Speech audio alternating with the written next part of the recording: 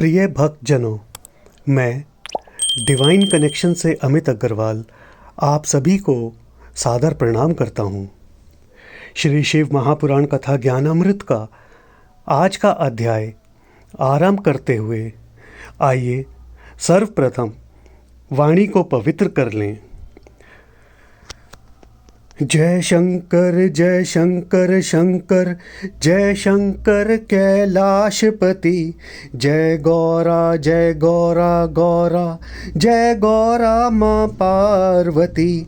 जय शंकर शंकर, जय शंकर कैलाशपति, जय गौरा गौरा, जय गौरा माँ पार्वती।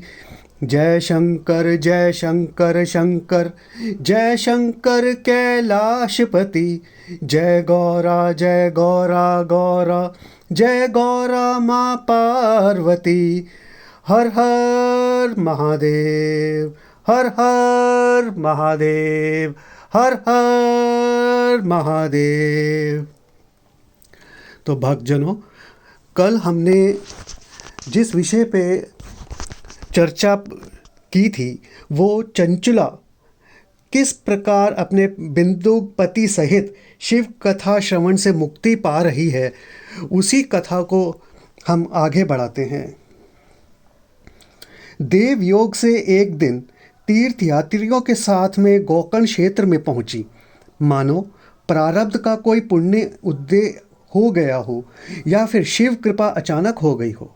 अतः वह कुछ तीर्थ यात्रियों के साथ चल पड़ी जो किसी पर्व पर गोकर्ण क्षेत्र में स्नानार्थ जा रहे थे, जहां मेला लगा रहा था। वहां गोकर्ण क्षेत्र में तीर्थ यात्रियों के साथ में स्नान किया, उन्हीं से मांगकर भोजन किया, फिर वह साथ में मेला देखने चल पड़ी। परंतु अत्यधिक भीड़ होने के कारण वह उनसे छूटकर अकेली ही रह गई। वह घूमती घूमती अचानक मेले से बाहर नगर में एक शिव मंदिर की ओर चल पड़ी, जहां एक विद्वान द्वारा शिव पुराण की कथा चल रही थी। चंचुला ने भीड़ देखकर सोचा, मेरे साथी तीर्थ यात्री इसी जगह बैठे होंगे। अतः सबसे पीछे महिला परिसर में बैठ गई।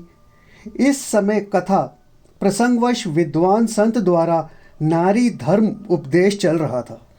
संत कह रहे थे, हे सज्जनों, शास्त्र कहता है कि सा भार्या या गृह दक्षा, सा भार्या या प्रजावती, सा भार्या या पति प्राणा, सा भार्या या पतिव्रताम।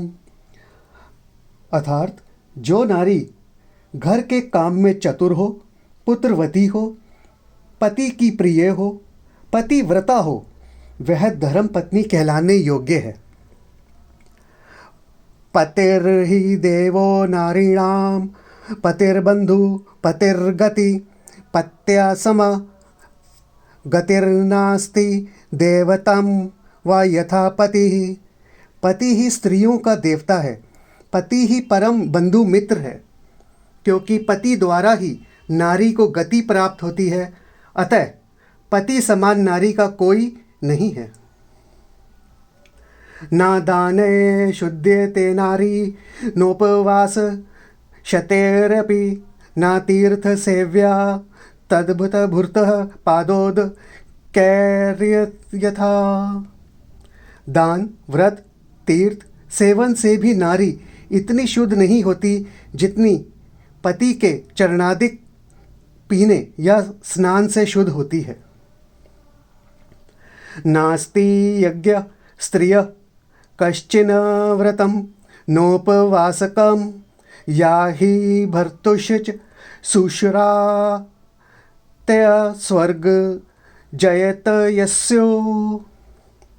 स्त्रियों को यज्ञ, व्रत, उपासना, तप भी ऐसा फल नहीं देते जैसे पति की सेवा फल देने वाली है। पति सेवा ही नारियों को स्वर्ग पहुंचाती है। नारी के 6 गुण: कार्येषु मंत्री, कर्णेषु दासी, भोजेषु माता, शयनेषु रंभा, धर्मानुकूला सम्यधारित्री षड्गुणम एताधिपति व्रतानाम। सलाह में मंत्री समान, सेवा में दासी समान, भोजन में माता की तरह ही भोजन कराए, शयन कक्ष में रंभा की तरह, धर्म की राह पर चले, वह पृथ्वी के समान धैर्यशाली हो। यह 6 गुण प्रतिव्रता नारी के अवश्य होने चाहिए।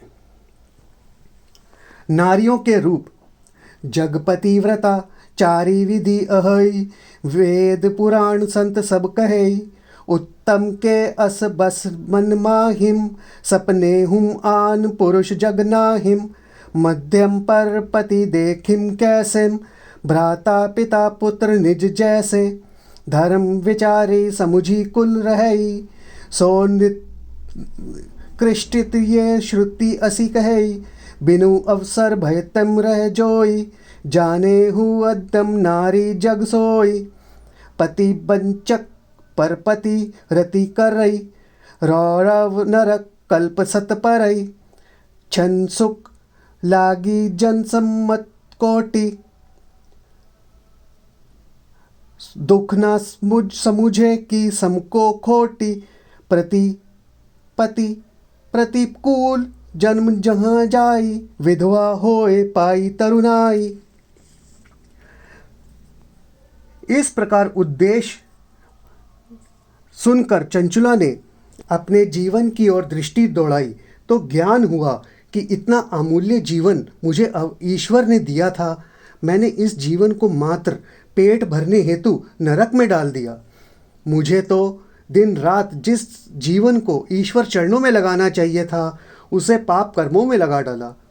अब जीवन समाप्त होने वाला है और मैंने जो घोर पाप किए मुझे भी कुंभी पाकादि नरकों में गिरकर अनेक कष्ट अवश्य भोगने होंगे। यह सोचकर चंचुला थर थर कांपने लगी। भूख प्यास समाप्त हो गई। उसे चारों ओर अंधेरा नजर आने लगा। सारी संगत प्रसाद लेकर अपने अपने घर को चली गई, परंतु एक वृद्धावस्था नारी फटे पुराने वस्त्रों से शरीर को ढके हुए बैठी बैठी रो रही थी। संत कहते हैं वास्तव में वह मनुष्य तब तक ही दुखी रहता है जब तक कि वह सत्संग में नहीं आता।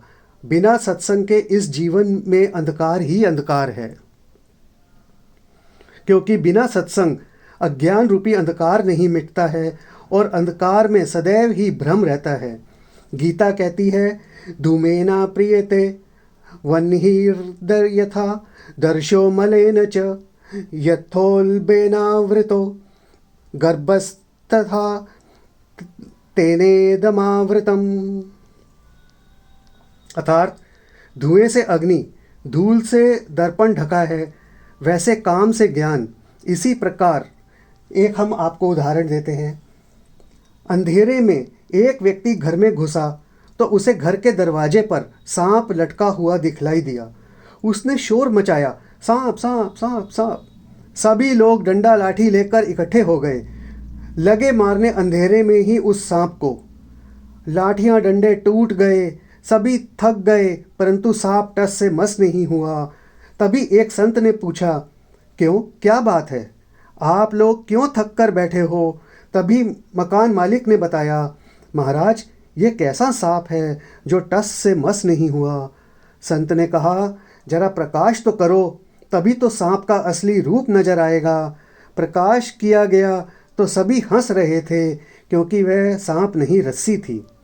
वस्तुतः रस्सी भी अंधेरे में सांप, खंबा भूत आदि दिखाई पड़ते हैं। उसी प्रकार अंधकार रूपी अज्ञानता में हमने जगत सुख को सब कुछ मानकर उसी में आनंद पाने की भूल की है, और यह भूल ठीक उसी प्रकार की है जिस प्रकार कुत्ता अपने दांतों से निकले खून का आनंद लेता है। अज्ञानतावश कुत्ते को अपने दांतों का खून भी मुख में दबाई हुई हड्डी से ही निकलता प्रतीत होता है, वस्तुतः जबकि यह खून उसका अपना ही होता है। अतः इस घोर अज्ञानता से मुक्ति सत्संग में ही हो सकती है। बिनु सत्संग विवेक ना होई। वास्तव में जीवन का आनंद मूल सत्संग ही है। सत्संग मुद मंगल मूला, सोई फल सिद्धि सब साधन फूला। सठ सुधर ही सत्संग पाई, पारस परस कुधातु सुहाई। और जब सत्संग में क्षण मात्र के लिए भी आए तो 3 कार्य करें, निश्चय ही आपका जीवन पलटने में देर नहीं लगेगी और चारों पदार्थ सहज ही प्राप्त हो जाएंगे। तुलसी जी घोषणा करते हैं, सुनु समुझ हिम जन मुदित मन, मज्जिम अति अनुराग, लहिम चारी फल अच्छत तनु, साधु समझ प्रयाग। अतः चंचुला ने कथा को सुनकर मन को जब समझा और फिर जीवन में उतारा तो अज्ञान रूपी अंधकार में प्रकाश रूपी दीपक जल उठा और वह अमूल्य जीवन का मूल्य समझ गई। पश्चाताप की अग्नि में जल रही चंचुला का मानो अंदर का पाप नेत्राश्रुओं से बाहर निकलने लगा और चंचुला तभी उठी और व्यास गद्दी पर बैठे व्यास रूप संत के चरणों में जाकर गिर पड़ी और अपना जीवन वृत्तांत स्पष्ट रूप से संत के पूछने पर कह दिया और प्रायश्चित कर अपने नेत्राश्रुओं से संत के चरण धोते हुए कहने लगी, हम आए शरण तुम्हारी, उद्धार कीजिए, डूब रही है जीवन नैया, पार कीजिए।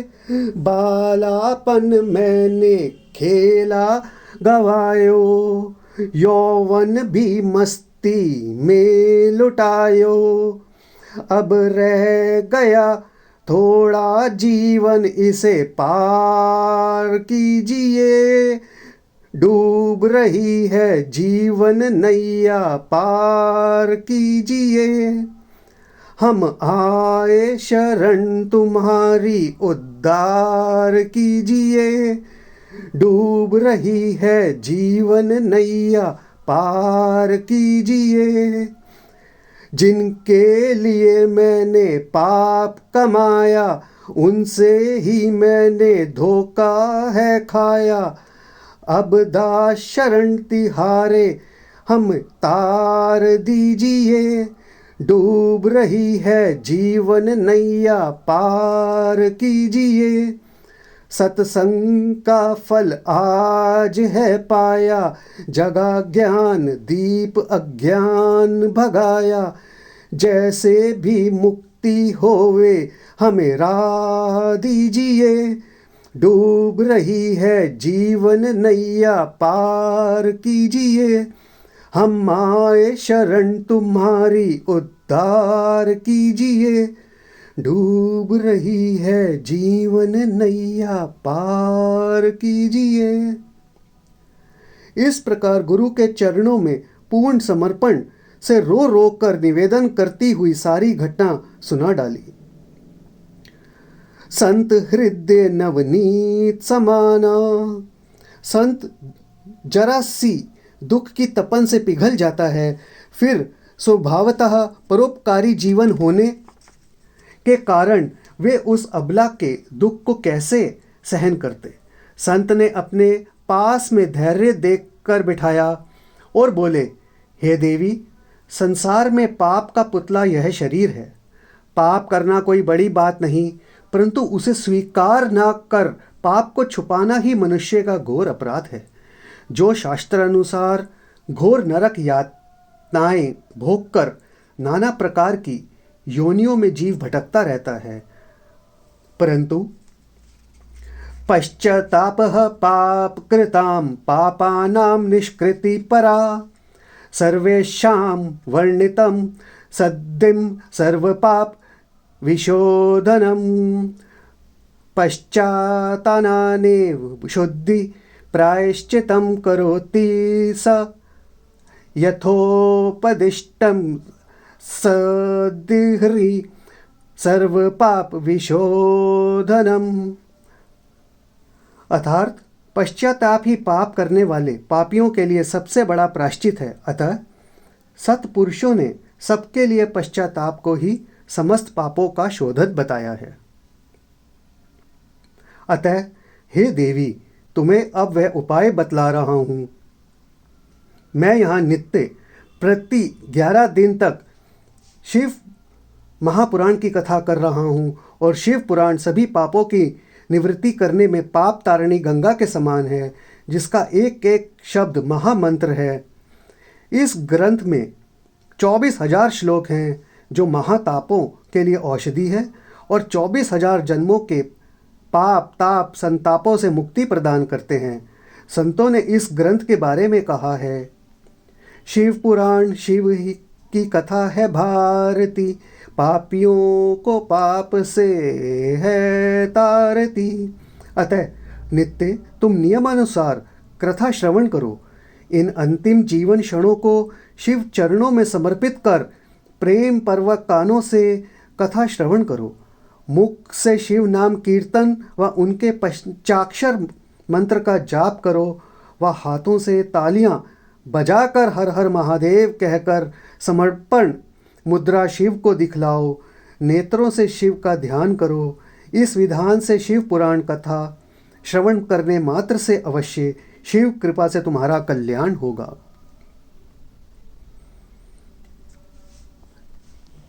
आइए भक्तजनों, आप सभी मेरे साथ प्रेम पूर्वक हाथ उठाकर बोलेंगे, हर हर महादेव, हर हर महादेव, हर हर महादेव। तो भक्तजनों, आप सभी को डिवाइन कनेक्शन की ओर से अमित अग्रवाल का सादर प्रणाम। कल आप सभी इसी समय इस शिव महापुराण कथा का ज्ञानामृत प्राप्त करने हेतु समय पे आ जाइएगा। जय भोले।